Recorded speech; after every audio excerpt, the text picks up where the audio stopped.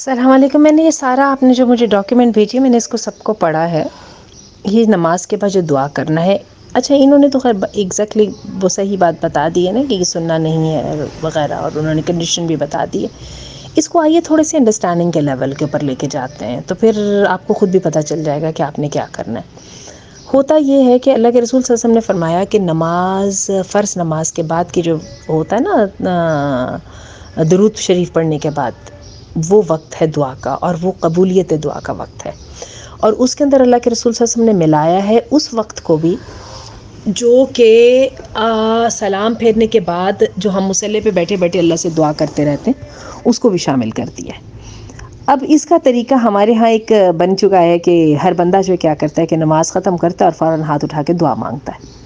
ٹھیک ہے، اور اس کو سمجھا جاتا ہے یہ نماز کا حصہ. جو دعا نہیں مانگتا اس کے بارے میں کہا جاتا ہے کہ تم نے کیوں نہیں دعا مانگی. یہ جو کیوں نہیں دعا مانگی اور اس کو جو obligation جو بنایا گیا ہے، اس کی بنا پہ اس کو کہا گیا ہے کہ یہ بدعہ ہے، اور دوسرے پھر اس میں پراپر ہاتھ اٹھائے جاتے ہیں وغیرہ وغیرہ. تو بات یہ ہے کہ نماز پڑھنے کے بعد ہم نے آپ کو قبولیت دعا کا تو وقت بتا دیا ہے. ٹھیک ہے، آپ ضرور دعا کیجئے، اس وقت کا فائدہ اٹھائیے، کیونکہ جب تک انسان مصلی پر بیٹھا رہتا ہے وہ نماز کے اور کسی سے دنیا کے کام میں مشغول نہیں ہوتا، یعنی بات چیت نہیں کرتا، تو اس کا مطلب یہ ہوتا ہے کہ وہ اس کی نماز حالت نماز میں ہی ہے، اور اس کی قبولیت اسی طرح جو ہے نا اس کی جو وقت ہے وہ چل رہا ہے. تو آپ اس کا فائدہ اٹھائیے. ٹھیک ہے.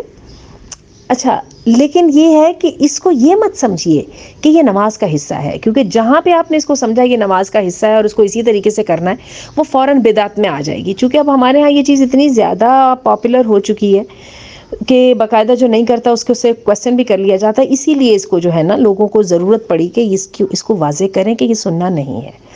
سننا طریقہ تو یہی ہے، جب نماز ختم کی جائے تو پھر وہ پڑھی جاتی ہے اللہ اکبر، استغفر اللہ استغفر اللہ استغفر اللہ، اللہم انت السلام و منک السلام، تبارک یا ذا الجلال والاکرام. اور وہ پھر پوری ایک سیریز ہے اذکار کی، جس میں آیت الکرسی بھی آ جاتی ہے. فجر اور مغرب کی نماز کے بعد واللہم اجرنا من النار وہ والی بھی آ جاتی ہیں. حسبی اللہ لا الہ الا هو علیہ توکلت وہ والی بھی آ جاتی ہے. اور یہ ساری جو ہے نا وہ دعائیں وغیرہ آ جاتی ہیں. ٹھیک ہے، تو یہ ہے کہ نماز کے بعد کا تو یہی طریقہ ہے. تو اگر آپ اس بات کو سمجھ گئے ہوں تو میرا یہ خیال ہے کہ بات واضح ہو گئی ہوگی.